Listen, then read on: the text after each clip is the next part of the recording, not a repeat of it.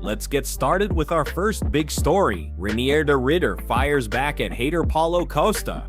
Last night, right after RDR's gritty victory over former champion Robert Whittaker, Paulo Costa decided to stir things up online with a jab of his own. Taking to social media, Costa congratulated de Ridder kind of, but couldn't resist throwing some serious shade. He wrote, "With all due respect, I would knock out de Ridder 3 times in 1 round. All that said, congrats for your win today despite BAD fight." Now, while Costa tried to wrap it in polite language, that was anything but respectful. It was a clear attempt to downplay RDR's performance and insert himself into the spotlight. Let's not forget, this is classic Costa behavior. He's known for wild statements, stirring controversy, and keeping his name in the conversation whether he's booked for a fight or not. But RDR wasn't about to let that slide.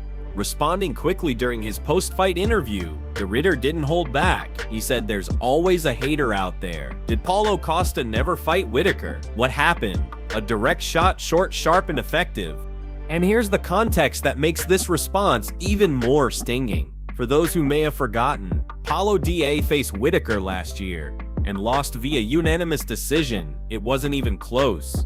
Whittaker outclassed him in nearly every round, so for Costa to criticize RDR's performance against Rob, a guy he couldn't beat himself, comes off more like bitterness than genuine analysis.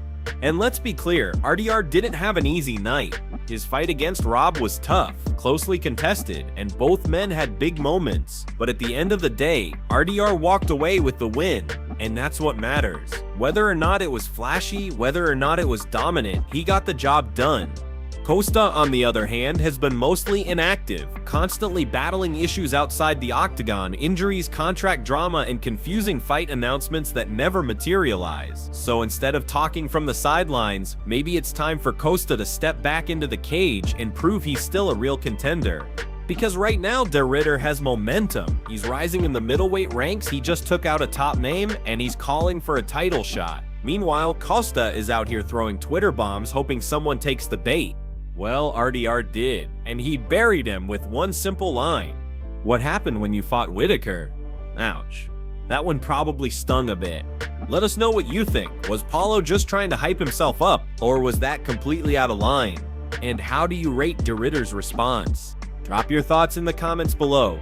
Before moving to the next news, we have one quick request for you. We're constantly working on improving our content to earn your love and support, and that's why we'd truly appreciate it if you could take just a moment to leave a like on this video, subscribe to the channel, and hit the bell icon so you never miss an update.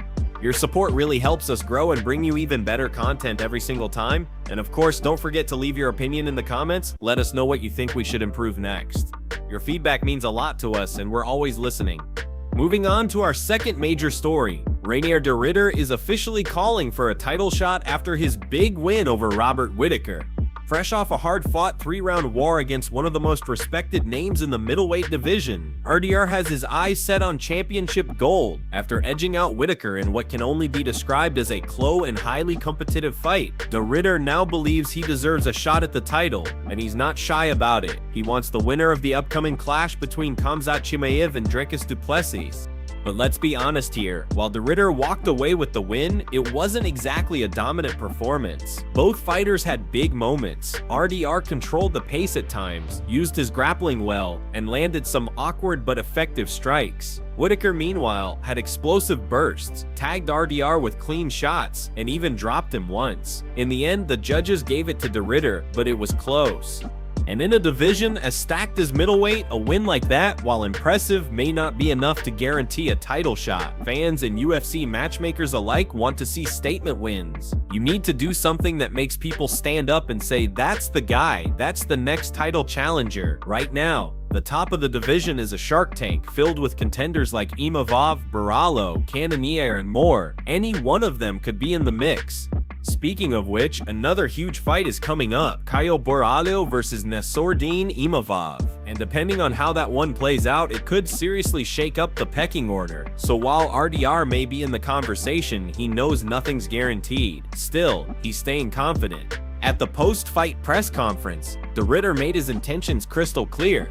He said, "Hopefully, we'll see what happens. There's a lot going on in the middleweight division in the next few months. But yeah, I'm a top 5 fighter in the world. I want to prove that I'm the best. I want to get back in the gym and work on all the stuff that happened in this fight. What makes this title picture even more interesting is the history.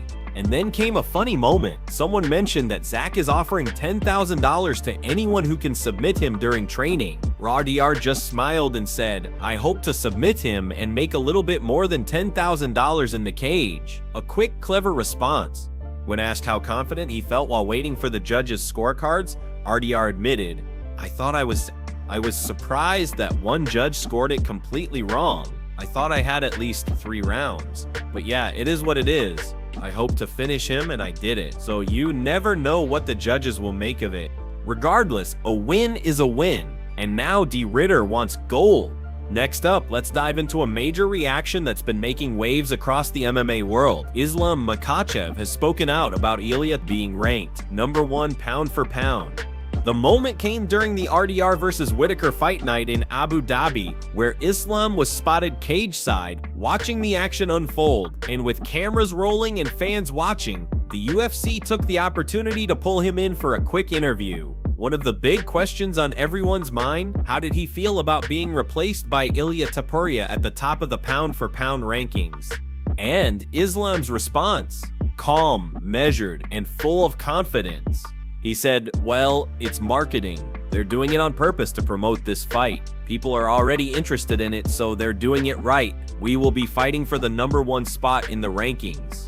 That one statement made it very clear Makhachev sees what's happening and he understands the game. He's not angry. He's not frustrated. He knows the UFC is setting the stage for something huge and he's ready for it. Because let's be honest, there's only one reason the UFC would push Ilia to that #1 spot right now. It's to build the anticipation for a potential super fight between these two elite champions. And Islam is not only aware of it, he's embracing it. So what's next for Islam Makhachev? Well, before he can get to Ilia, he has one more serious challenge ahead of him. Jack Della Maddalena. That fight will take place at welterweight, giving Islam a shot at becoming a 2-division champion. And if he pulls off that win, it will put him right back at the top of the pound-for-pound mountain.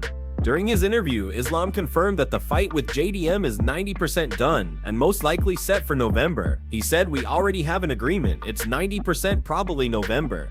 That timeline makes perfect sense. If Islam beats JDM in November and Ilia takes care of business later this year, possibly against Paddy Pimblett or another top name, then the UFC will have a massive champion versus champion fight lined up for early 2020, and the #1 pound for pound title will be on the line. Fans are already hyped for the potential matchup. Islam brings elite wrestling, world-class pressure, and nearly unmatched fight IQ. Ilia, on the other hand, is a savage striker with crisp technique, knockout power, and a chip on his shoulder to prove he belongs at the top. It's a dream fight. It's a legacy-defining clash, and Islam Makhachev has made it known he's ready. He sees through the ranking shuffle, he respects the business, and he's coming for that top spot once again. What do you think? Will Islam reclaim the #1 pound-for-pound ranking? Or is Ilia Topuria the new king for a reason? Let us know in the comments below. Now let's move on to something controversial. The MMA community is calling out Renier de Ridder for cheating. Even though Renier de Ridder walked away with a hard-earned unanimous decision win over former champion Robert Whittaker, a large section of the MMA community isn't exactly celebrating his victory. In fact, they're accusing him of using illegal tactics during the fight to secure the win. But here's where the controversy began. As Whittaker was trying to finish the fight, fans noticed that Renier appeared to grab the inside of Whittaker's gloves multiple times to prevent the Aussie from getting clean shots off. There was a moment where Rob actually looked up at the referee in frustration, motioning that de Ridder was holding on illegally, and in response the referee could be seen telling Renier to let go of the gloves. Now for those unfamiliar with the rules, grabbing your opponent's gloves is absolutely illegal in MMA. You can hold their wrist or hand, but you cannot grip the material of the glove. Doing so gives you leverage, control, and unfairly neutralizes the offense of your opponent. Fans on social media weren't buying it. Comments flooded in immediately after the fight. One fan said, Renier was cheating like crazy. He kept holding Whittaker's gloves the entire time Rob was trying to finish him. Another added, that glove grab was the only reason he survived that round. Straight up cheating, bro. Even more hardcore fans and analysts chimed in. How many times did Renier hook the gloves? At least 3. I don't even want to rewatch it because it's just frustrating. Others said things like, in a finishing sequence that's basically fight-altering. There should have been a point deduction at the very least. Some fans, while acknowledging RDR's skills, still felt uneasy about the win. One viewer posted, "Don't get me wrong, RDR did what he had to do. Those knees in the clinch were beautiful, but man, cheating should never be overlooked, especially in a close, high-stakes fight." The sentiment online is clear. Many believe that RDR's alleged glove grabs played a crucial role in helping him survive the most dangerous moment of the fight, and the fact that the referee warned him but didn't take action only added fuel to the fire. So what do you think? Did RDR cross the line by grabbing Whittaker's gloves multiple times in a critical moment, or are fans just overreacting to a gritty performance? Let us know in the comments below. Now, onto another piece of breaking news. The UFC 319 co-main event has been revealed. During yesterday's UFC broadcast, the commentary team dropped some massive updates that have fans buzzing with excitement. UFC 319, which was already a blockbuster event with the main event featuring Khamzat Chimaev versus Dricus du Plessis, just got even more stacked. Let's break it down. Renier P, the undefeated British striker, has been quietly but dangerously rising through the ranks. Known for his crisp boxing, excellent movement, and composed fighting style, Murphy is undefeated in his professional MMA career. He's been knocking on the door of the top 10, and a win at UFC 319 could officially launch him into the title conversation. He's clean, calculated, and laser-focused, and now he's about to face his toughest test yet. That's where Aaron Pico comes in. Pico, who many believe is one of the most physically gifted featherweights in the world, is finally living up to the early hype that surrounded his debut. With a wrestling pedigree, explosive power, and ever-improving striking, Pico has become a real problem for anyone in his path. And now, after building a streak of dominant performances, he's ready to make a statement on the biggest stage of his career so far. Stylistically, this is a firecracker matchup. You've got the precise and technical striking of Murphy against the relentless pace and wrestling pressure of Pico. Both fighters are hungry, both are peaking at the right time, and both know that a win here puts them just a fight or two away from a UFC featherweight title shot. This isn't just a co-main to fill time, it's a potential fight of the night or even fight of the year contender. And let's not forget, this is all leading into the main event showdown between Khamzat Chimaev and Dricus du Plessis, which could determine the next middleweight champion. With both matchups on the same card, UFC 319 is shaping up to be one of the most stacked cards of the year. So the question now is, are you ready? Because with Murphy versus Pico now official, UFC 319 is no longer just a great card, it's a must-watch event. Let us know in the comments, what do you think about this lineup?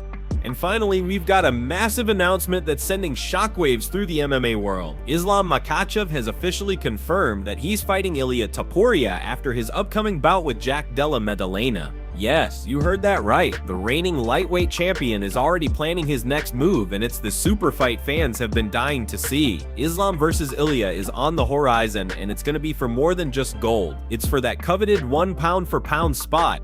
This all comes after Ilia Topuria leapfrogged Islam in the pound-for-pound rankings. Despite Islam defending his title more times and against arguably tougher competition, naturally fans were divided over the decision, and many expected Islam to be frustrated. But instead, Islam showed incredible poise and clarity when addressing the situation. In a recent interview, he said, "It's all part of the UFC's marketing. They're building up this super fight. I'm not mad at it. In fact, I'm embracing it." That attitude alone proves that Islam isn't just chasing titles, he's chasing legacy. He's not worried about temporary rankings. He's focused on the bigger picture, proving he's the undisputed king of MMA, no matter what number the UFC places next to his name.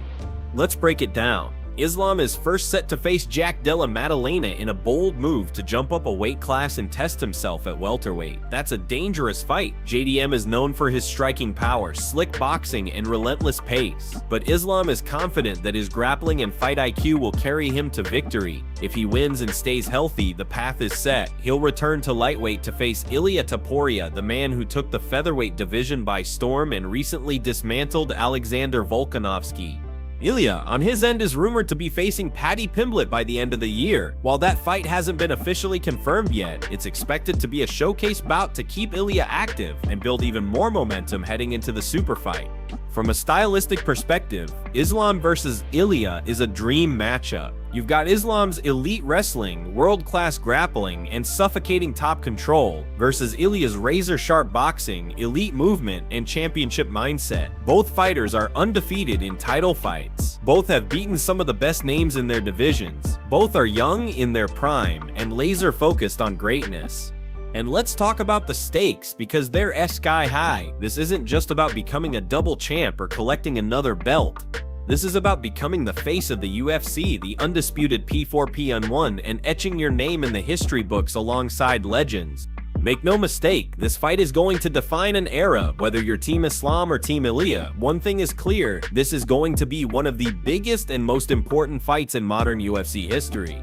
So buckle up. Legacy is on the line. History is about to be made.